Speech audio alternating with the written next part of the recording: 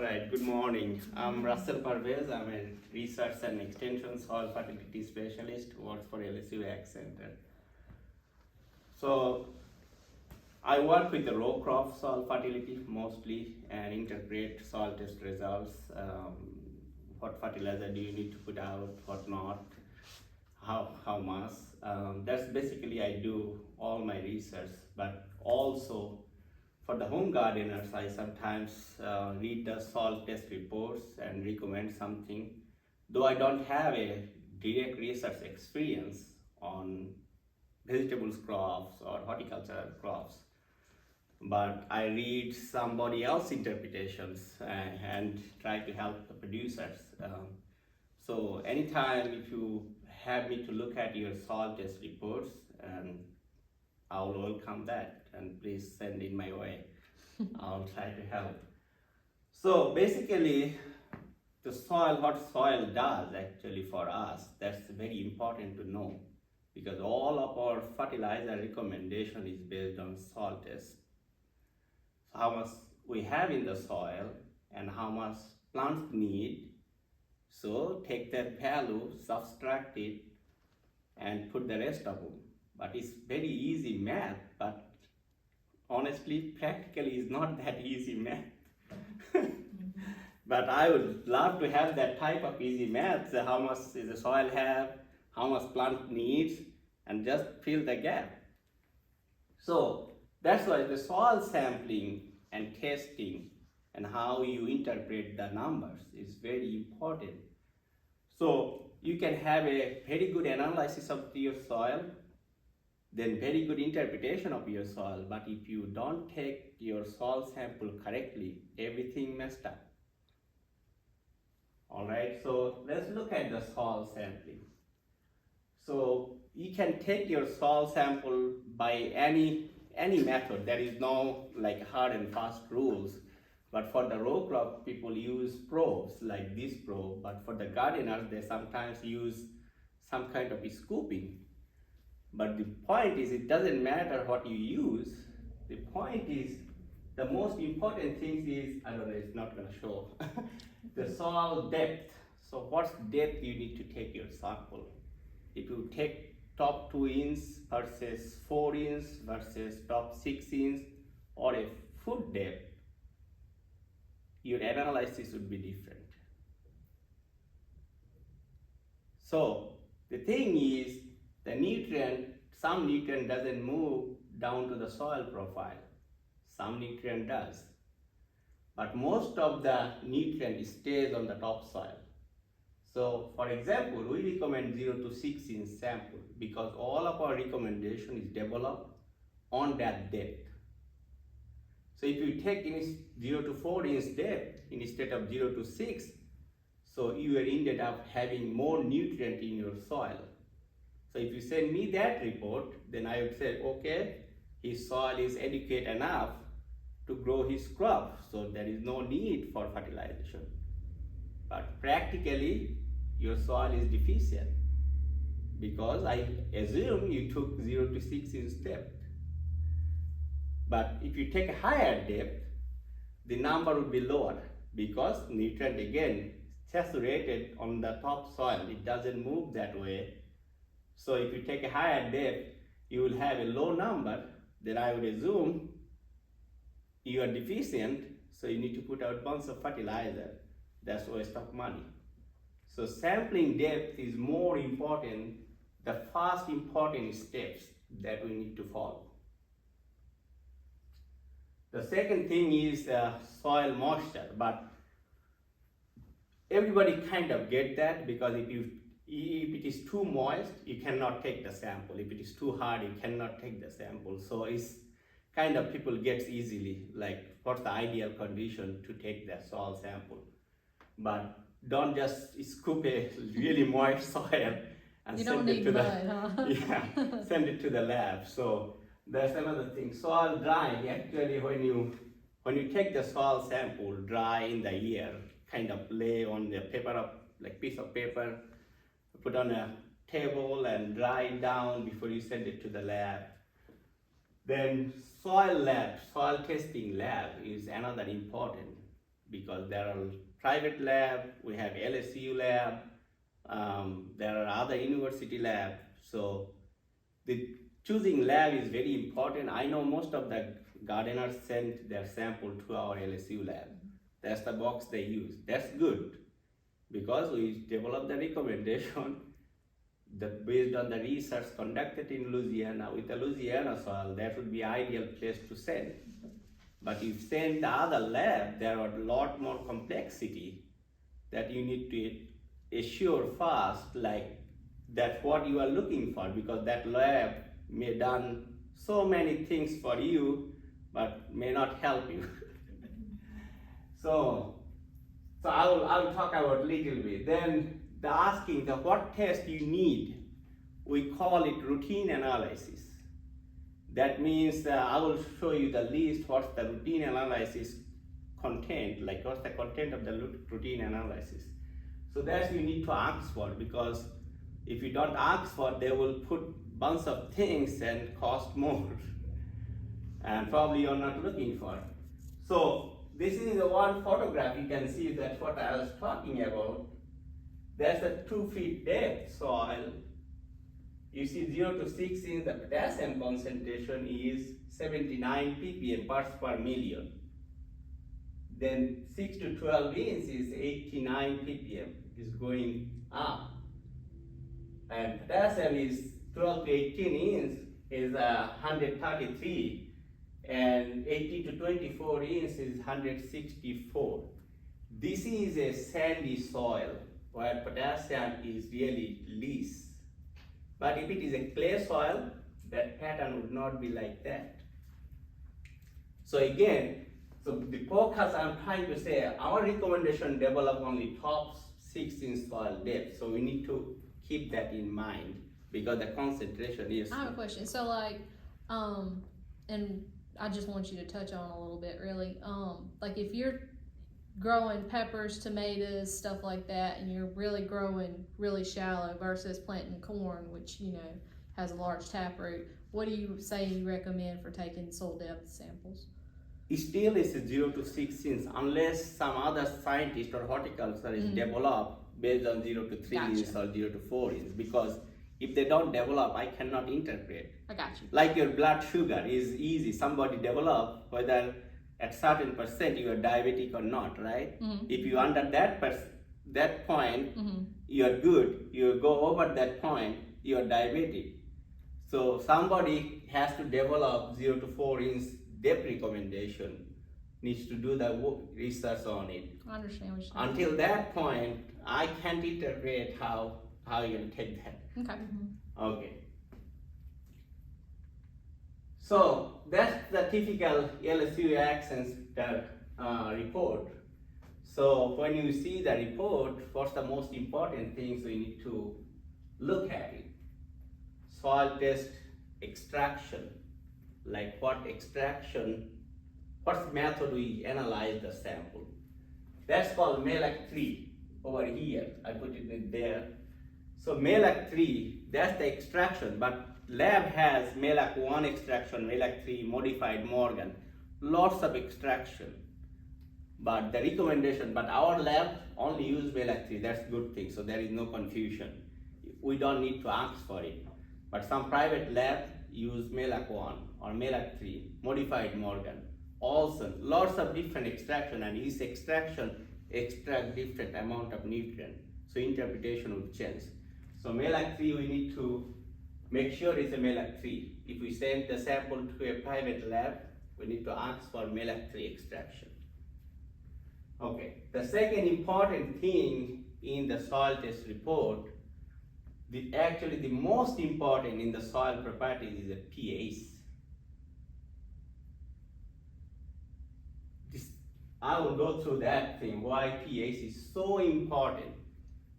Because if you have all the nutrients sufficient, your pH is messed up, like really acidic soil, you may not grow crop, even you have a lot of nutrient in that soil. The other point is, although soil tests contain lots of nutrient, we can interpret only 4 nutrients based on soil sample. phosphorus, potassium, sulfur, and zinc. So if you think about, I will recommend nitrogen based on soil test report, that's not true. I would recommend calcium, though we don't need calcium. We have bunch of calcium in our soil. Magnesium also, most of the time we don't need magnesium because our soil is adequate in magnesium. Boron, copper, that's a micronutrient. We have enough micronutrient. That's why the soil test based fertilizer recommendation never developed that. And also it's very very small amount in the soil. So the recommendation is hard to develop based on the soil test report. So make sure we can recommend only 4 nutrients based on the soil test. Let's look at, so that's I put that, what's the high pH height is very important. I will go through that. So this is a private lab. Like I'm showing you a private lab report. You see a lot more things in the private lab than our lab. In one sense it's good, the other sense is very confusing. If you don't know how to read all these things. Even sometimes it's confusing for us too. They put bunch of things, also base saturation, lots of things. I'm not going to go through all these, but some of them is very important, like a cation exchange capacity. We have some kind of interpretation. Looking at cation exchange capacity, you can tell what soil texture is that, what type of soil is that. But anyway, they put some bar that is more attractive in their report that we don't have. We are trying to develop, we are trying to update our report. We are working on, LSU AgCenter is working on that. But that colorful things is also confusing because you look at that, this is a low zone, right? Your phosphorus is low, potassium is low, your boron is low, your zinc is low. But what I said, we can interpret only 4 nutrients, phosphorus, potassium, sulfur, and zinc. But we cannot interpret boron. So if a producer look at this report and see it's a red bar, the first impression he would have, go buy boron, because I need boron. Based on soil test report, we can't interpret boron. The other important thing is, look at the pH of this soil. Okay, I have it. 5.2. So, the ideal pH for most of the row crops, or even the vegetable crop, like there are some exceptions, 6 and over, like 6 to 6.5, in that range. So if your pH is lower than 6, this nutrient is messed up because the availability of each nutrient changes with the pH change. I'll show you that. Okay, pH, I'm not going to go through the definition, but pH is simply the measure of soil acidity or soil basicity, whether your soil is acidic or alkaline. So there is a scale of pH 1 to 14, 7 is the neutral, but for most of the agricultural soil, the pH ranges from 4 to 8. But we are looking at 6 and 6.5. So this is the kind of graph that shows the pH, how this is the soil pH, how nutrient affects its soil pH. Look at all the macronutrients, nitrogen, phosphorus, potassium, sulfur, calcium, magnesium, okay? The general rule of thumb, if the pH increase, the availability of these macronutrients increase. This is micronutrient, iron, manganese, boron, copper, nickel, zinc, and molybdenum. So except molybdenum, all the micronutrients, if the pH decrease, micronutrient availability increase. You see that this is the thicker bar, so narrow bar means decrease, thicker bar means increase. Molybdenum, on the other hand, behaves like a macronutrient. If the pH increase, the availability increase. But what's the happy medium? You see, around 6 to 6.5, while all the nutrients availability is maximum. And that's plants love to grow. So thinking that aspects, if your pH that I was showing is 5 or down or close to 5, your availability, even you have the nutrient in your soil, the availability would be messed up, like especially the macronutrient and molybdenum as well. But the micronutrient availability would be increased. If the pH is 7 and above, your micronutrient like an iron, manganese, boron, zinc, like would be messed up, so the lower. So what you need to do, you have to adjust the pH. So we can do lots of things without putting any fertilizer just to adjust the pH. So the pH is the most important things in your soil test report that we need to pay attention to it.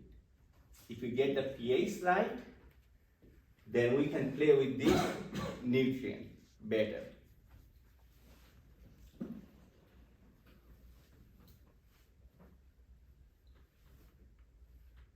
So then the pH, so how we can manage adjust the pH, especially the liming we put out. So liming actually increase the pH. Let's say if you have a 5.2, we put lime to get to the 6.2 or 6.5. But if your pH is high, like 7, so then you need to think about other things like elemental sulfur. That's not a very commercial practice, but for home gardener, since it is very expensive materials, they can afford that things. But row crops producer cannot afford elemental sulfur, so most of the time. So I suggest them to plant corn and corn after corn, so they can put bunch of nitrogen and lower down the pH within 2 and 3 years. Anyway, then the phosphorus, potassium, sulfur, zinc, I'm not going through the recommendation. LSU AgCenter website has all these recommendations specific. What is your value and how much do you need to put the fertilizer? My point is the fertilizer source for the home gardener. That kind of fertilizer they put out, right? Even I don't have so much experience, but I found out that kind of, talking to some producers, and we come up with different fertilizer together, not the individual fertilizer like a row crop. They put only potassium. So the first number is for the nitrogen, second number is for the phosphorus, third number is the potassium. You can have many numbers like a sulfur, also the micronutrient.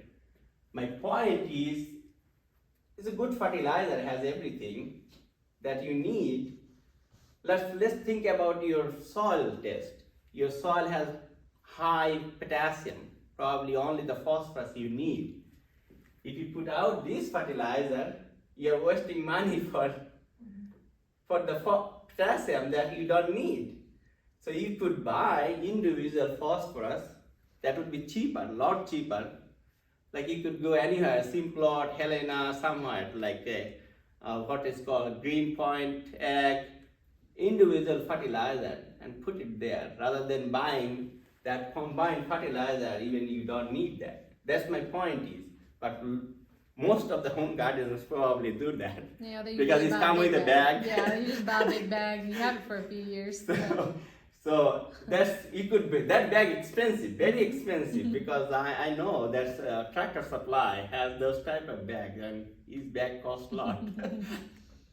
So that's the point is, so look at your soil test report, get a good interpretation of it. And again, I'm here to help you. Anytime if you send me like soil test report, if I don't get it immediately, I will get it some point due to the research work this time of the year. But I will get it some point and tell you what exactly you need to put out. So that would save your money, though you don't need that much, but every dollar counts. That's basically it's, well, sometimes some home gardeners do tissue sampling, like leaf tissue sampling. That's another things that I'll talk about just a minute. They send to the private lab or LSU doesn't have that type of graph. Okay? The tissue sample even more dangerous than the soil sample because we misinterpret tissue sample more often than soil sample. The thing is, we have a fertilizer recommendation based on soil sample, not based on the tissue sample. So anytime how to interpret that tissue result is always a question. Well, look at this type, this is a typical tissue results.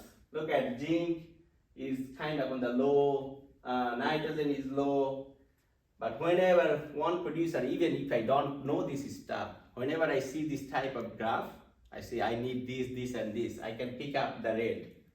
Or the next one I can pick up the easily the yellow things because I'm on the critical level. But thing is, tissue results can be low, can be high, depends on your weather, your soil, how much nutrient you have in soil. Sometimes nutrient is there, you didn't water enough to get the nutrient available for plant uptake, your tissue results messed up. So based on the tissue results, it's hard to tell whether your plant is deficient or not. Yes, for row crops, we develop some critical tissue concentration. For few nutrients we can tell, but in general, it always gets misinterpretation. So what's the best idea to do, even to identify any deficiency? If you have a good plant that looks very good, and if you have most of the bad plants, take 2 tissue samples, take the good one, take the bad one, send it to the lab, both tissue samples. Then get the 2 reports, compare it, which one is low in the bad plants, which one is good in the, then you can tell for sure. But taking only the bad plants, send it to the lab, no, I can't help you with that. So that's kind of things that we need to consider when we take a tissue sample or leaf sample and get the interpretation. Because again, I don't know how to tell the lab not to send this type of graphs because it's misleading, but that's their business. So, any questions so far? That's all I got. Very good.